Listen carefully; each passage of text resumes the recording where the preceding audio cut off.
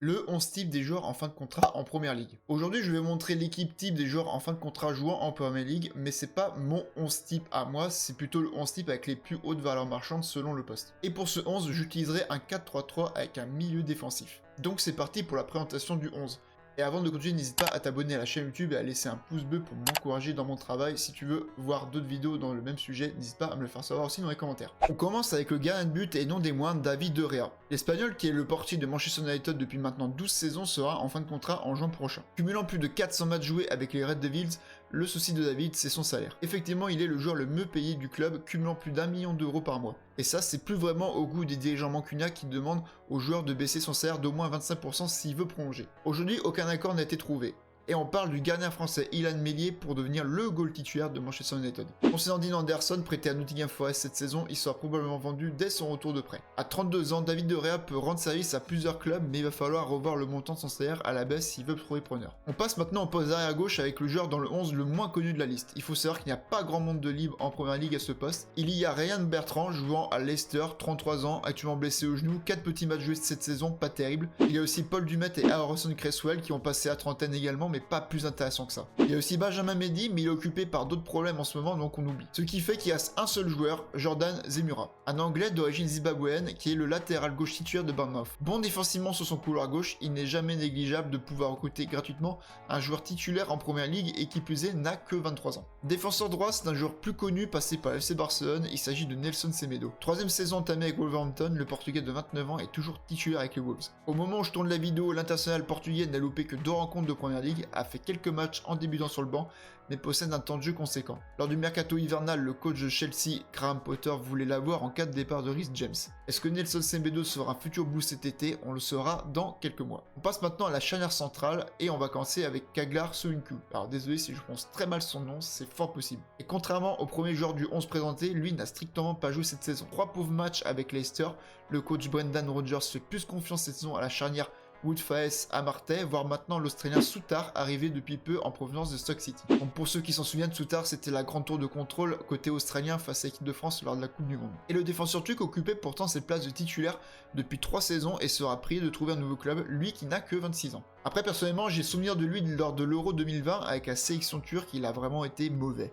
Et je pense que ce n'est pas anodin qu'il ait perdu du temps de jeu au fur et à mesure. Donc je traduis plutôt ça avec un manque de confiance du joueur et je ne doute pas qu'il ait des qualités. Ensuite, le deuxième défenseur central, c'est le Colombien Yerry Mina. Le rock d'1m95 n'a aussi pratiquement pas joué avec les Toffees, mais lui c'est plus à cause des blessures que par ses prestations. Blessure à la cuisse, lésion musculaire, son corps n'a pas été épargné tout comme la saison dernière. À 28 ans, il reste un joueur fragile depuis 2 saisons, mais peut être un vrai pari à tenter. Passons au milieu défensif, et si vous réfléchissez un peu, vous savez de qui je vais parler. D'un joueur qui a malheureusement loupé la Coupe du Monde 2022, un joueur que tout le monde adore, je parle bien sûr de N'Golo Kanté. Récemment de retour de sa blessure avec Chelsea, l'international français devrait, selon les médias, prolonger son aventure. Je vous en parle dans la vidéo car il n'a toujours pas prolongé au moment où je tourne, mais il souhaite continuer son aventure à Londres. Courtisé par le PSG ou le FC Barcelone, N'Golo devrait signer un nouveau contrat jusqu'en juin 2026, mais ça reste au stade de rumeur. Passons maintenant aux deux milieux centraux. Le premier est l'allemand Ilkay Gundogan, peut-être un des meilleurs coups du 11, tant il est solide avec Manchester City. À 32 ans, il est essentiel dans l'entrejeu de Pep Guardiola, mais l'ancien joueur du Borussia Dortmund est annoncé avec insistance du côté du FC Barcelone. L'agent et oncle du joueur aurait même rencontré des responsables du club afin de discuter sur un potentiel arrivée du joueur. Et qui pourrait s'accentuer en cas de départ de Sergio Busquets côté Blaugrana. Deuxième milieu centre, et c'est le joueur avec la plus haute valeur marchande selon Transfermarkt à hauteur de 40 millions d'euros, il s'agit du Belge Youri Tielemans.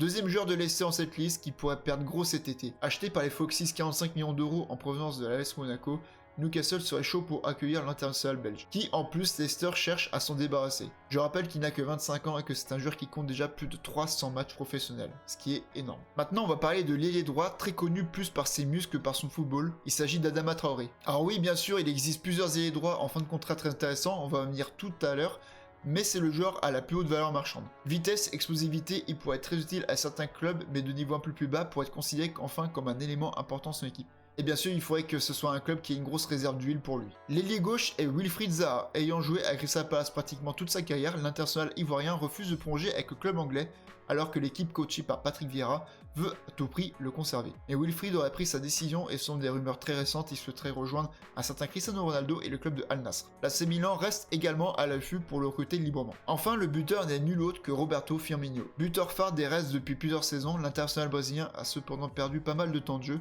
surtout depuis l'arrivée de l'Uruguayen Darwin Nunez. Après, c'était sûr, tu vas pas payer un joueur 100 millions d'euros pour qu'il pourra être sur le banc. Malgré tout, Roberto Firmino fait une saison plutôt honorable avec 7 buts marqués en 15 matchs de Première Ligue au moment où je tourne la vidéo. Jürgen Klopp veut absolument que le joueur reste au club, mais des rumeurs récentes l'enverraient du côté du Real Madrid pour épauler Karim Benzema la saison prochaine. Affaire à suivre donc. Voilà donc le 11 type des joueurs en fin de contrat jouant en Première Ligue. Et il existe bien sûr d'autres joueurs intéressants sur la liste. Donc si on met un banc des remplaçants, on peut mettre le Guinéen Naby Keita, également fin de contrat du côté de Liverpool, mais aussi Daniel Amartey du côté de Leicester qui possède une polyvalence intéressante. Il y a également Jesse Lingard du côté de Nottingham Forest, les anciens parisiens Lucas Moura et Serge Aurier, l'ancien rennais Abdoulaye Doucouré ou bien le brésilien Neto en deuxième choix au poste de gardien de but. Il y a aussi Loris Karius, mais je sais pas s'il vaut vraiment le coup à l'heure actuelle. Merci d'avoir regardé cette vidéo, donc n'hésitez pas à laisser un pouce bleu si cela vous a plu et à me dire dans les commentaires si vous voulez ce même genre de vidéo dans un autre championnat, donc n'hésitez pas à me le faire savoir, pouce bleu, etc. Ça permet d'encourager les créateurs de contenu sur YouTube. Si jamais vous êtes un joueur Football Manager, n'hésitez pas à aller voir le site de mon partenaire FM Ultra, lien en description,